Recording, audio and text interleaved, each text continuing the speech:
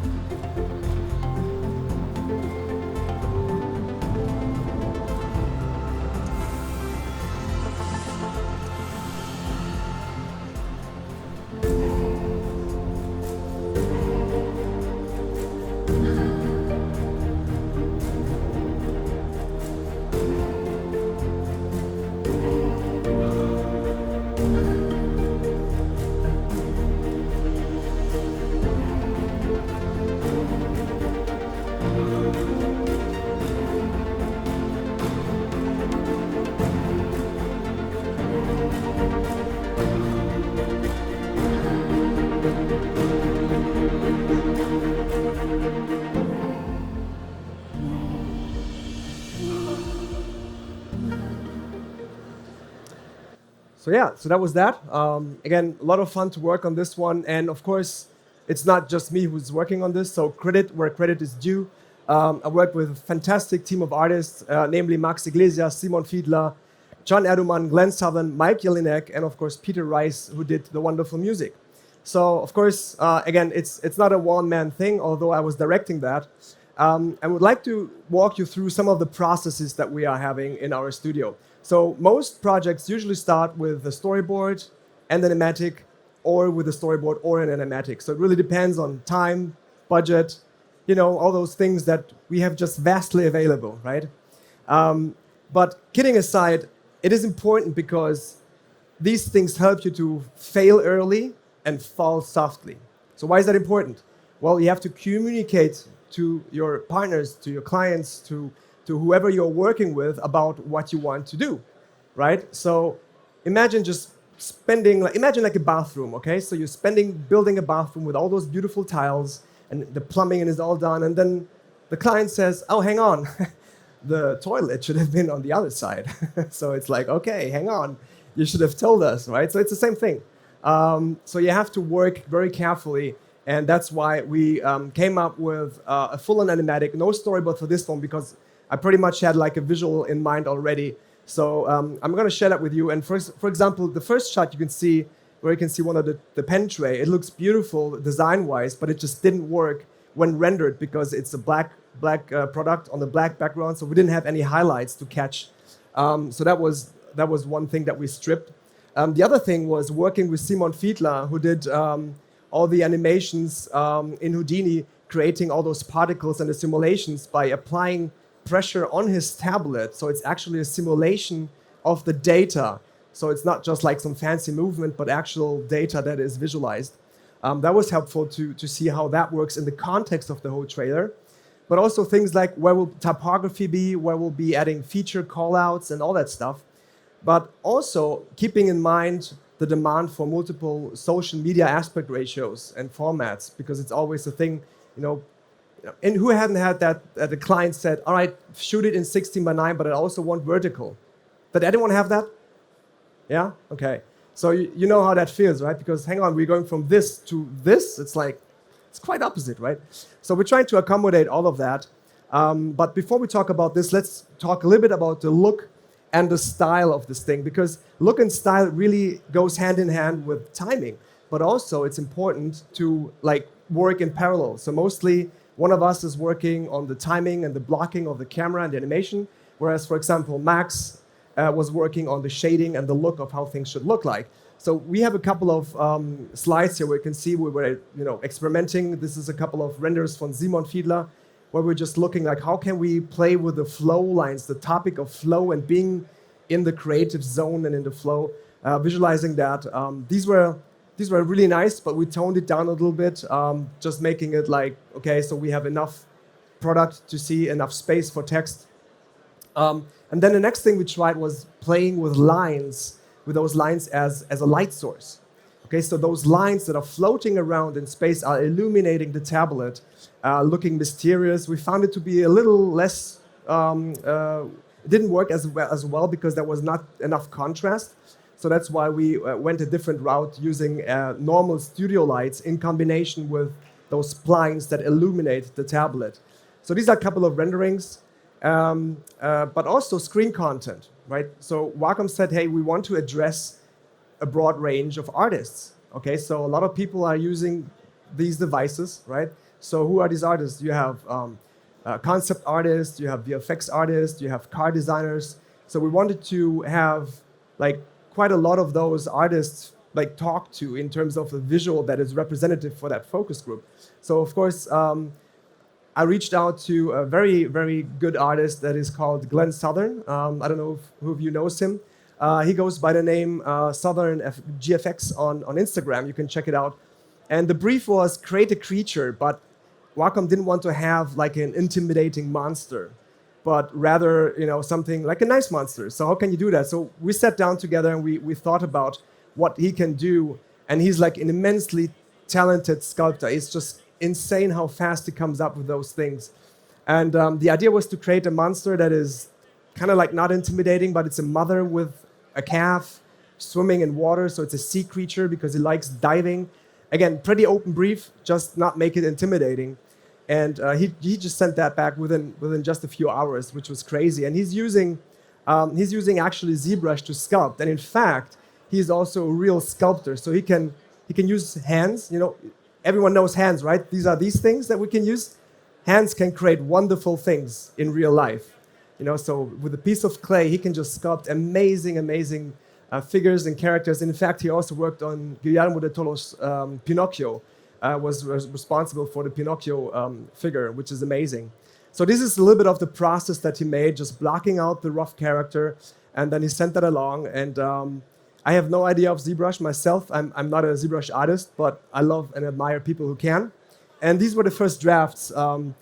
I wasn't so happy with them being so close, although it's like a hug. But to me, it was important to have a little bit of separation. I always step back from the screen and squint my eyes and see how much can you still make out. So I wanted to have a little bit of more contrast. So this was the next one, again in the water, side by side. But I felt it just works better if you go for a top-down shot, seeing the water from above. So we communicate like really fast. Okay, this is in the water. You know, you can see the creatures one by one, and there's a hint of a family and multiple creatures swimming around. And then the next thing was, of course, Mike Jelinek's car design that is in the first shot that you just kindly sent to me. It's like a fantastic car designer, and all that was missing was a VFX shot. So I was like, okay, Robert, maybe I can do a VFX shot. So I was tasking myself to do something, and this was that. Actually, I had very, very little time for that. It was quite late in the project. It's always difficult to go in and license something. You just cannot ask ILM, give us some footage of Star Wars, and it's just impossible, right? So that's why we had to come up something that is self-made. So it's an Adobe stock cloud background that I downloaded. It's a spaceship I licensed, textured that, added a little bit of optical glow, used SuperComp to comp it together, and this was done in about a day. So really, just really fast turnaround, and it works nicely, I think. So let's talk about formats.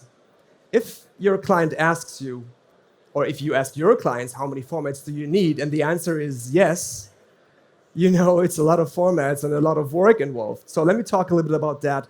The exact formats that we had to accommodate was 16 by 9, 1 by 1, 4 by 5, and 9 by 16. So it's all the social media feeds can be fed with these work. And the way we are working for the past 3 or 4 trailers, I think, we developed the process of working in a square format. So we're working way too big, actually, right? So we are basically laying everything out in a huge format.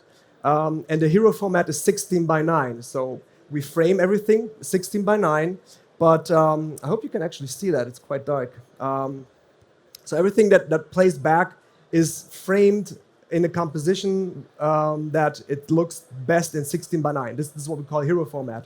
But of course, if you look at those guides, it works well, but we can also use this to play around with the vertical format because we are in a square master format. And we put this into After Effects, and we can just shift this around depending on where we are. So if it moves to the left or to the right, we can accommodate that and, for example, change the typography. And I'm a typography nerd, so I like to work with nice animated typography. I can shift it from the side to the top. And even when it's 3D, we can work with that because we can have the camera exchange from Cinema to After Effects and still make sure that it's working in the space. But this is how we can accommodate all those formats, and it's just a breeze and nice to work with. And especially if you look at this one, we also did a couple of cut downs, like 15 and 30-second versions. And I believe it works quite naturally if you just use all the space that you have available, combined with rearranging the typography and also making sure that we have to work with 20 languages. So everything has to be translated into different languages, and including all the, for example, the Arabic version, it's right to left. So we also need to keep that in mind, but we can work with that. So it's not a one-click solution, but it's great to work with this because we have to use that template in After Effects and just animate it the way we want. I can show you a couple of things in C4D on the specific setup. So this is our working file, and it's quite a huge file. It's 450 megs because it has everything in there. And credit to Max Iglesias, who is my partner in crime I'm working with on this one and with many other projects. And he's like very organized, okay? I'm very unorganized, okay? I'm just like, don't name layers. Hey, don't tell anyone. Michelle, I'm trusting you. Don't tell anyone. I'm not naming layers sometimes. Sometimes I do, but sometimes. So he's like, Robert, let's get organized. And what he likes to do is to work with takes. So everything is organized in takes. That's why we have one file.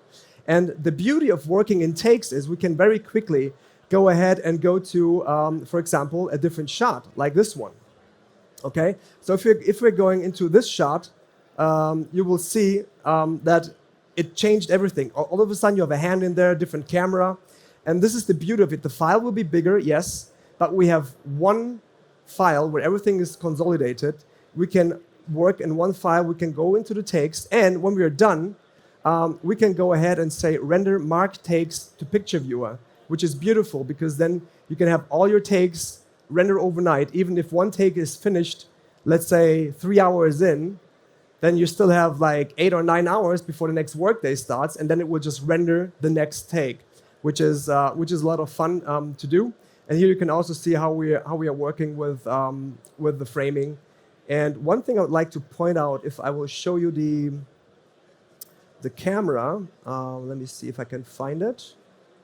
So if we go to composition, I can work with the grids. And this is something I do a lot because I'm really conscious about what composition I use and what lens we're using, right? So a friend of mine made this joke in one of his presentations a couple of years ago. He said, you can use a different lens other than 36 millimeter, right? Because everyone is using the same lens, and it's pretty much a wide angle lens. But be very conscious about what lens you use, 50, 80 millimeter, to tell the narrative, to help drive the story and focus on, and what you would use in real life, right? If you are doing a product shot, going really close to a project, you would use 100 macro and stuff like that, and this will also influence the look of your project, and to be conscious about it. And the other thing I really like to use a lot is the golden selection as well as the golden spiral of where you are looking. And I didn't check if that is perfect for this one, but it is, yeah. So I'm always trying to maintain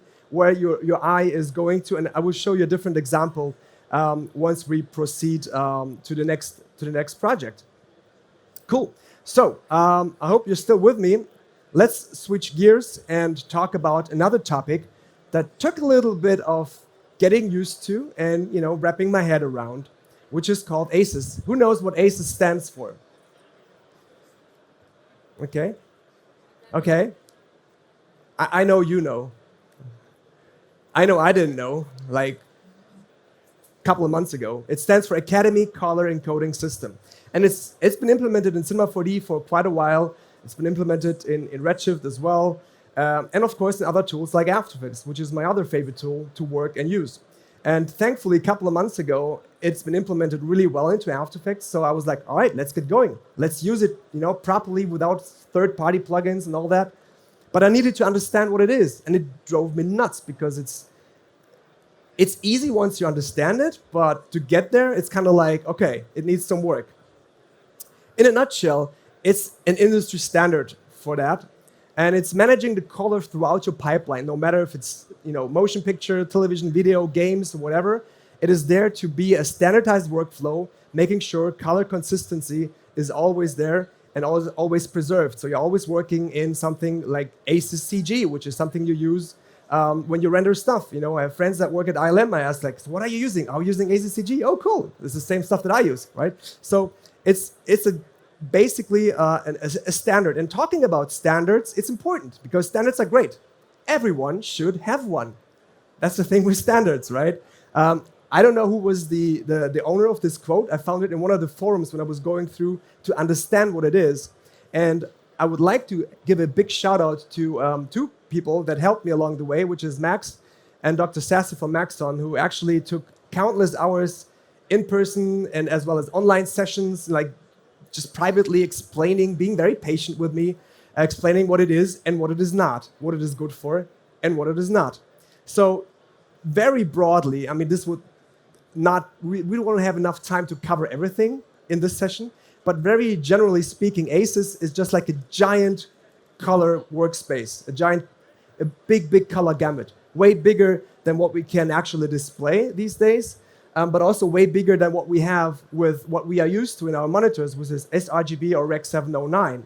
So this is, again, just a simplified display of that. But also there's different color spaces like DCI P3, which most of us have in our pocket, looking at your iPhone or iPad, for example, which also has a pretty significantly bigger color space than sRGB. So working in a bigger color space allows you to have better results when you are lighting something, when you have light fall-offs, and all those beautiful things that actually will make your renders look a little bit better. It's not like a one-click solution and all of a sudden it's better. It will just help you to drive home a better result. But you would say, all right, let's use it all the time, everywhere, anywhere. Well, that's not right, because especially if you're doing product-related renders and your client comes up and gives you hex values for RGB, you can't use those values, right? So it's not that easy to just simply say, right, this is the RGB value. So it's rather meant if you have like a VFX workflow, okay, effects-heavy things. If you are combining rendered stuff with film footage, then that is the way to go. So don't just use it for everything just because it's there, right? Okay, couple of things I found along the way. There's an ACES primer, which is free. You can download it. You can photograph that or just rewatch the stream. And of course, some information you will find on OCIO's website regarding how the OpenColor I/O workflow is implemented. But let's be a bit more practical. It shouldn't be like school, We all been to school, hopefully. Been there, done that. Enough of that. So let's talk a little bit of passion and the joy of passion, in fact, passion projects. And why I'm a big advocate of passion projects is because it gives you a playground to try out new technology and new tools. It's always tricky if a client comes up and says, all right, here is this and that amount of money, do something, and feel free to try something new. Break it. Maybe the project is not finished in time. That's fine. No one says that, right? So it's always a bit tricky if you are trying new workflows with, important client work. So that's why passion projects, side projects, personal projects, whatever you want to call them, are so important in your own development as an artist, because you can use this as a playground to try new cool stuff. So for that, my biggest example is probably my E11 short, just like a shameless quick shout out. If you want to see it, you can rewatch last year's IBC demo on the Maxon YouTube site. You can check it all out, how that was built. And of course, you can also scan the code to see the short if you're interested. But I'm not going to bore you with old stuff, because after releasing that, many people said, hey, carry on, make it a series, do more stuff around that. Then I was like, 2 weeks after release, I was like, all right, I'll carry on. So I have a bunch of ideas, working in about 3 or 4 simultaneous episodes. I'm not going to tell the story, but I'm going to show you a few new shots that I've never shared or shown publicly. And again, this was one of the things where I wanted to learn the new workflow with ACES CG. And this is this spaceship I bought from a very talented modeler called Trainee McTrainface. I licensed it through CG Trader, and I wanted to have a shot that is featuring the infamous hyperspace. And he didn't texture the ship. And I was like, all right, let's go ahead, because that's another example. In my short film work, Substance 3D Painter was the chance for me to learn this new tool. My friend Can Erduman said, hey, Robert, getting all those scuffs and all the messed up, grungy look on those textures, try Painter 3D. And I'm like, all right, let's go. So I went ahead, got Substance Painter, tried my way around it, and I was blown away. I had like such a magical experience, because like in real time, you can paint on your model without having to wait for a render. So I applied a couple of textures on this ship using Painter, and then taking that into Cinema 4D. So I'm showing some little love for Painter. Just going to be very brief, and hopefully it will get your excitement as well. So here you can see the ship in Painter, and you can see several different areas, okay, like hull accent, greeblies, turrets, and so on. And the first thing I didn't understand, like, how can I get multiple shapes and areas of a 3D object to be textured separately? And then I found out it's very important to go in to Cinema 4D and select those separate parts that you want to have separately textured and give them a new separate material. Okay, so as soon as you have a separate material for a separate 3D object or geometry, this will be recognized as a separate element in Substance Painter. And that allows you to texture it separately. The next important thing was to make sure you have wonderful UV maps, okay? And UV mapping is an art of its own, I know that. And thankfully, there's this feature where you can go ahead in Cinema 4D and say, set UV from projection, and you can go automated packed UVs. That works a lot of times. For the love of God, why can't just AI do a wonderful, I mean, we can do images and everything, but yet we are here spending hours making sure it unwraps beautifully. For those of you who doesn't know what a UV unwrap is, okay, that's fine. We are all friends, okay? I'm not telling anyone, okay? That's cool. All right, so Easter Bunny or Santa Claus chocolate thingy, like wrapped in tinfoil, okay?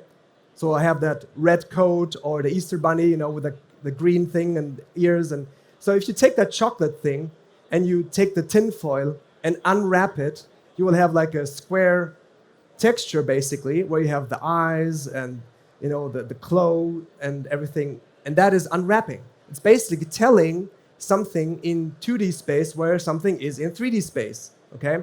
So that is the beauty of it. And it's important that you do that so that tools like Painter know where you want to apply textures to. And the cool thing is, and let me go ahead and quickly show you something that I really like.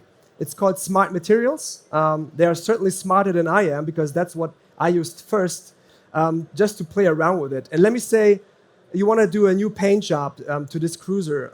Let me go ahead and find that green steel painted. So I can just take that and drag and drop this onto any of the corresponding layers. And look at that. This is so crazy. I love it so much. All right. So you can see all the edge wear. And this is doing it dynamically because it detects where there's an edge break. Okay. And the cool thing is this is all completely parametric. So yes, you can paint over and you can, at this exact pixel, I don't want to have any, scuffed edges. So you can paint over pressure sensitively on the mask. And but if you go in, and let me show you the edge damage, which is right here. I can go into curvature, and I can just say like, oh, hang on, this is a brand new ship. This has no damage, not used. Okay, pay the full price. But if you want to say like, okay, this one has seen a little bit of action, you can increase that and just play dynamic with that. But also going in and let me zoom in a little bit on this one and rotate around just like that. Let me add a new paint layer. And let's go ahead with laser. I'll go ahead with laser impacts because this one, I was like, when the first time I tried it, I was like, no way. Okay, hang on. Let me make this black. And let me do like this, pew. Okay, you don't have to do the sounds, okay? I'm just doing them, right? So you have those impacts. So this ship has seen some action. You can also change it not to be glossy, but matte. I've added a couple of over here and there. And this is just the beauty. It's just fun working with that. You export that out to Redshift to work with that in Cinema 4D, and you render things out to make them look beautiful. Let's see what I created. And I hope you can really see on the rather dim screen. So this is that ship flying through hyperspace, really fast, going to a very special mission. But also another shot that looks like this. And again, this is fan art, completely unofficial, inspired by the galaxy far, far away. So you can see the ship like really zipping across space here. And I want to show you how this was built. Because it's a lot of fun and it involves these two fantastic tools. So let's get going. All right, space tunnel. Let's switch the user interface to this one. And let me just hit play. So you can see how the ship is zipping across. It's actually really simple. And again, a big shout out to my friend Can Eruman, who I reached out to and said, hey, how can I create this hyperspacey, volumetric, blue, streaky stuff? And he was like, yeah, I can build you a setup. I'm not the best shader setup node tree person, okay? But I think I'm an okay artist, so I wanted something where I can work with to art direct it very intuitively. So he came across and built me this wonderful setup that actually, and let me show you how it actually looks if we zoom out a little bit. So it's like a very long tube, and you have the ship just flying across this tube. And in this very long tube, there's just a texture mapped onto it that just twists and rotates with the twist deformer. So you can see the angle, so you can just twist this as you like. And the beauty of that, looking at let me show you the notes. Looking at this one, it involves 2 ramps. Okay, so looking at the ramp, let me start the preview for this one in Redshift. I love how the MacBooks are saying you have a lot of VRAM. We recommend increasing bucket size. So this is the render. It renders quite fast, and you can see that that fluffy, strokey thing space. And the way Chance set it up for me to be able to art direct it was basically having multiple colors in a ramp, like a multicolor ramp. And the good thing is I could just go in ahead and fine-tune that. So going in and selecting a color and just changing that will pretty much dramatically change the outcome if I chose the right one. Let me see which one that is, because it's, yeah, so can you see that? So just a little color change, or even just shifting it, will result in a completely different looking result. And it was a very, very fine, like super micro detail. So just shifting the color and shifting these sliders by a tiny bit could make it go overboard, like way too bright or way too dark. And the challenge was just to find the right balance. So I always say the joke, like, I'm not a good enough Cinema 4D artist to have a finished picture, but I'm hell of a, like good enough artist in After Effects combined with Cinema 4D to get to the finish line and to combine my skills in those tools to deliver something that looks nice. So that was fun. So it's just basically two ramps that are working together in conjunction to create this space. So let me show you another thing that I kind of hinted at towards the Wacom part. And this is about composition of basically framing and the blocking of your camera and your shot. And let me show you this one. I'm going to this one, GoPro. Let me just get rid of that. You can pretty much see that I've used the golden spiral as well as the rule of thirds to frame and composite my shot of how the spaceship should look like and how it should be framed. So the point of interest, of course, is the ominous target in the distance, but of course also using the rule of thirds to make sure it looks nice. And if I play that back, you will see nothing really happens. It's just flying in this direction, moving down in Z space. But how can you add a bit more, make it more dynamic and add a bit more action? Well, there's a very easy solution for that, and I call this like GoPro left. Imagine I love those shots in the real movies where you see the side of the ship or the plane, even in movies like Top Gun, where it flies and the camera is like mounted. It's like an action cam, like a GoPro, and it just vibrates a little bit and it goes like, oh, I'm just flying so fast on this thing going through the valley. So that's what I wanted to imitate here. So I called it GoPro left. It's mounted to the ship, but it's very static. So what you can do is go ahead to animation tags, and add the vibrate tag, and it does exactly what it says. It will give you, it's similar if you're an After Effects person, it's like the wiggle expression, okay? It makes things wiggle and move. It's exactly the same thing, just in 3D. So I can say the frequency is 20, maybe 1, maybe that's too much, I don't know, let's see. 0.2, 0.3, 0.2, and let's play that and see what it looks like. Okay, already you can see there's a little bit of wiggle. Okay, you can really tell this is fast, but it's not moving so much because it's an Imperial mount that they're using and they're really good quality. So it's dampening quite a lot of the wiggle. Okay, so it's good stuff. It's good stuff they're using, of course. So how can you render this and how can you get this out? Well, let's talk about ACES. Circling back to what I said initially. And I will cover the last 10 minutes compositing everything together so you can see how that works. Well, going into Redshift, you will see that you have the option of choosing, basically in the previous version, you could choose here Redshift as ACES as the color space. But now, if you go ahead in the new version, you hit Command D or Control D, and then you go to Project, and then to Color Management, and you have to switch it from Basic to Open Color I/O. And then you can use the config. It's the 1.2 config, if I'm not mistaken. And you can just make sure you're rendering into ACES CG. Let me zoom in here for you. So you're rendering ACES TG, you're displaying it in sRGB. This will be output to YouTube. And you have to make sure that you have a view transform also enabled if you want to render the transformations of how it is perceived into the file. But I want to render just a regular EXR file in 32-bit.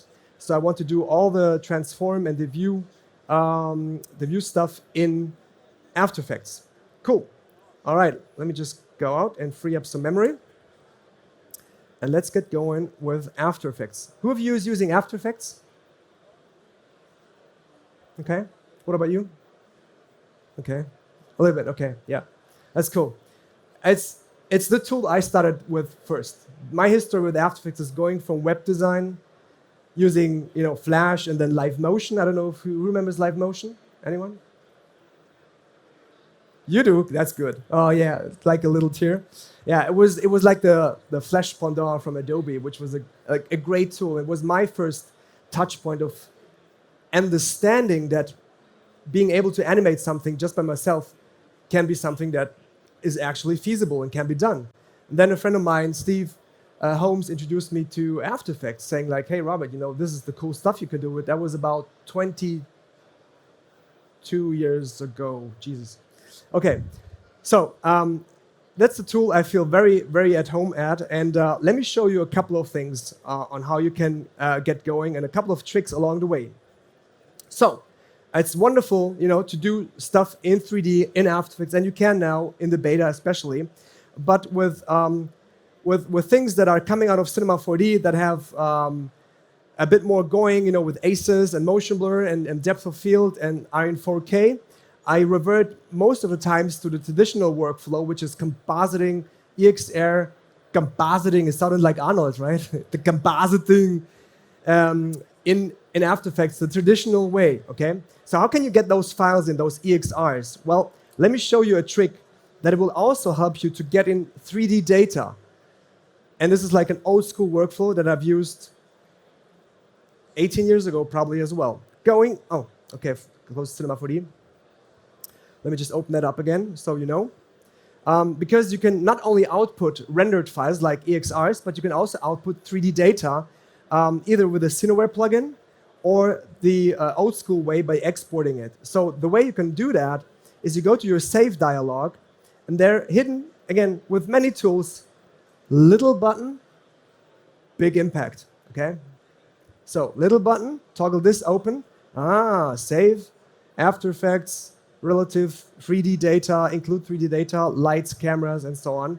Save project file, and then this will enable you to open up an AEC file with all the files and all the 3D data intact. But then you will find that you cannot open it up. Why? Well, the answer for that is you probably don't have the latest plugin installed. And let me give you a little hand on how to do that. Going to your Maxon Cinema 4D 24 install folder, you go to Exchange Plugins, and you go to After Effects, Importer, OS 10, CSCC, C4D Importer. Unzip that file and put that into your After Effects Plugins folder, and then you'll be able to import those files straight into After Effects. So I will do that right away. Going to Hyperspeed, I have my output folder here with all my EXRs. I drag and drop that file to After Effects, and then this will be imported. So I have special passes, a ship side, and also a composition. Opening up that composition, you will see, oh, that's great. It's my 3-second file.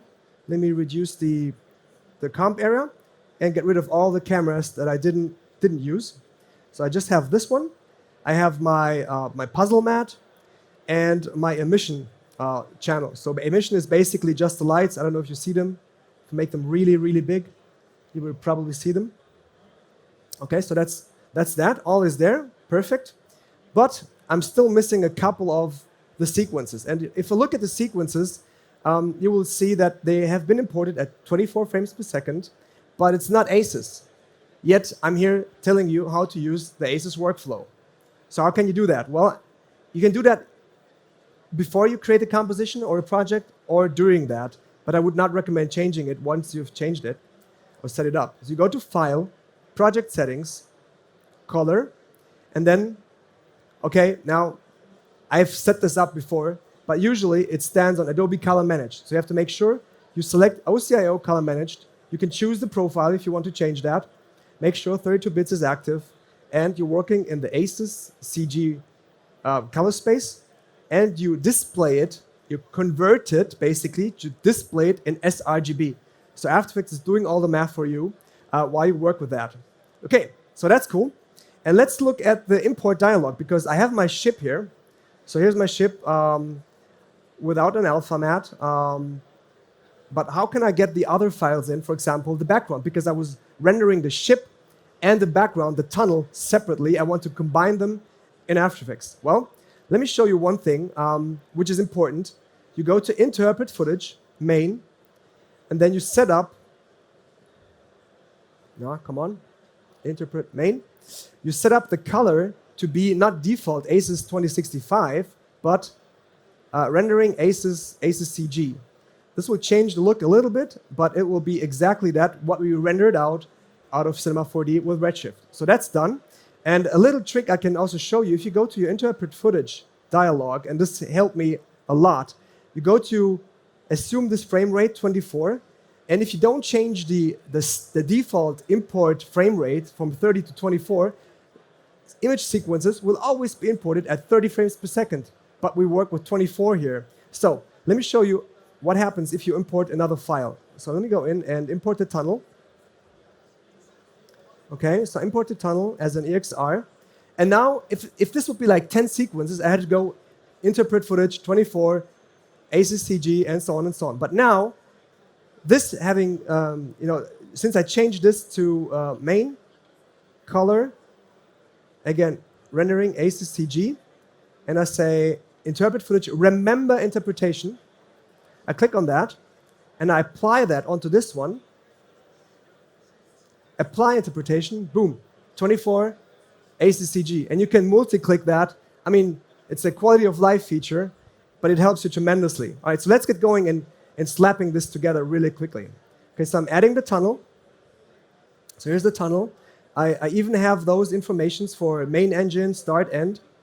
So see that? That looks good. Get rid of the puzzle mat and make sure the ship is also in there. Okay, but now, where's the alpha? Well, let me add the alpha in here. And now with the new track mat feature, I can just, no matter where it is, I can select that and say, okay, let's go ahead and use the luminance values to mat out that ship. So that looks cool, I would say. But there's a couple of things I would like to add. For example, I have the emission pass. I selected that, and I select the alpha channel, and I will do a pre-comp calling this ship. Okay, so here we are. No transparency, because again, going to the ship, you will see that within the ship, we still have the emission channel active.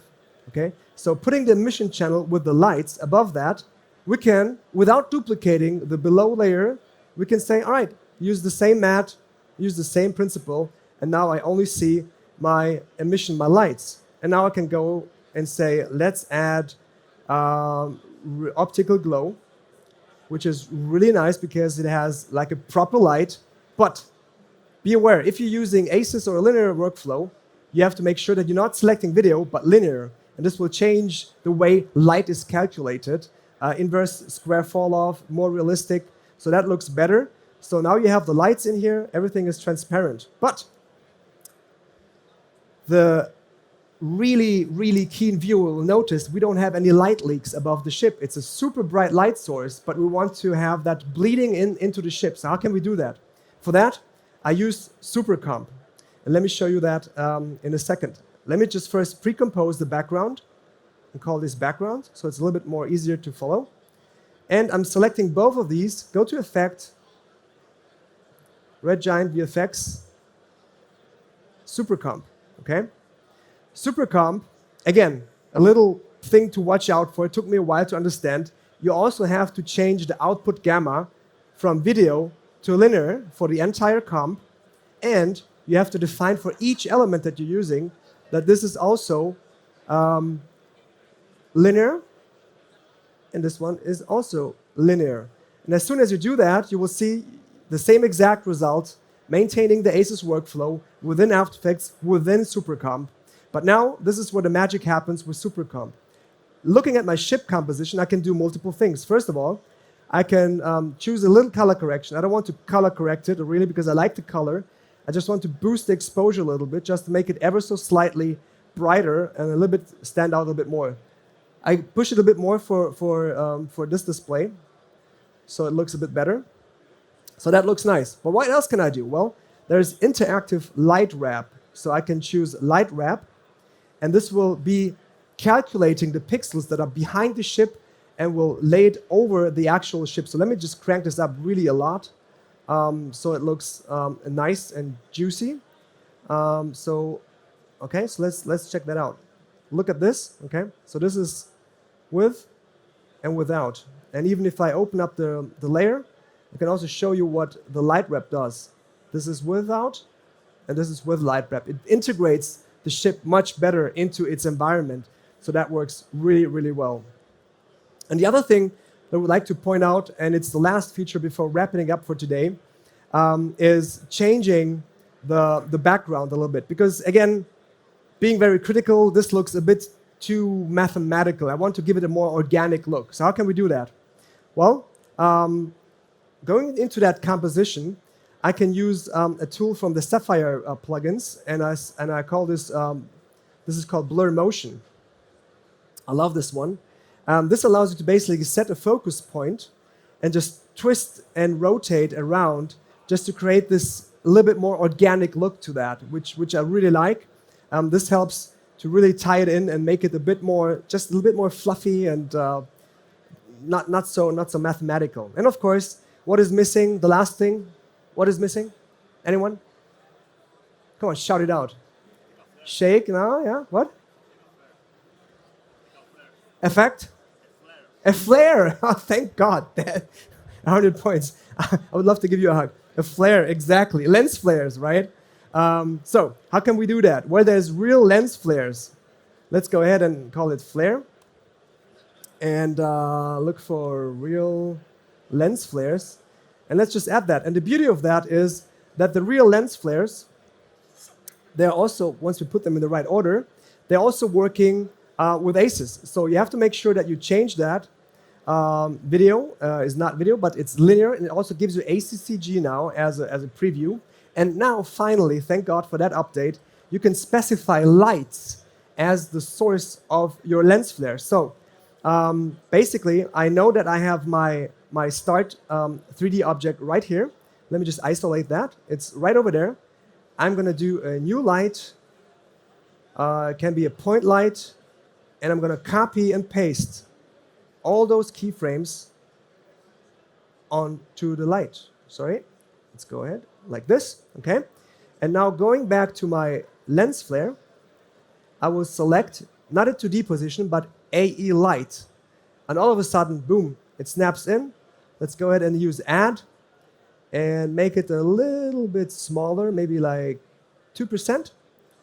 And this will travel along, and when I render it out, you will see how it looks.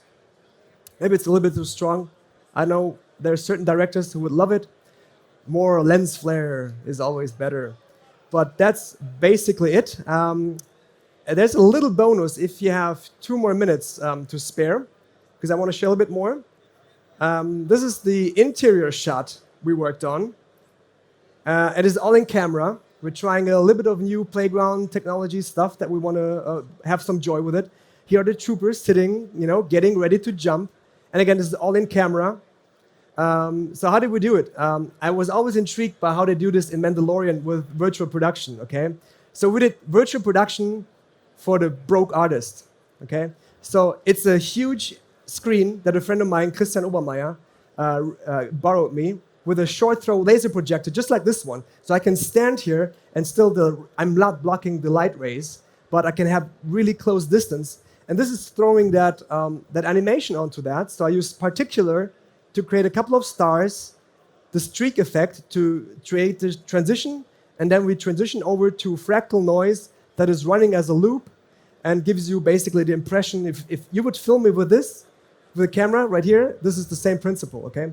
So we're using this just to play around with some new fancy ideas of how we can just have fun as creatives, doing funky stuff, and even in real time playing it back in After Effects, shifting the layer just to accommodate for the perspective shifting. And that's me. Hang on, let me just do that. That's me here, looking completely fascinated by it. Come on, turn it off. All right, so last thing, Action Movie Dad said, hey guys, here's Tom Cruise right before Mission Impossible hanging onto his plane. Post your own results. And I'm like, all right, you got it. So of course, I had to put Tom Cruise onto the side of the cruiser, hanging on ever so tightly, because yeah, it's Tom Cruise, he can do it all, right? So that was like a little fun ode to the stuntman and to the visual effects artist doing that. All right, with that being said, sorry for running over 5 minutes. Thank you so much for attending.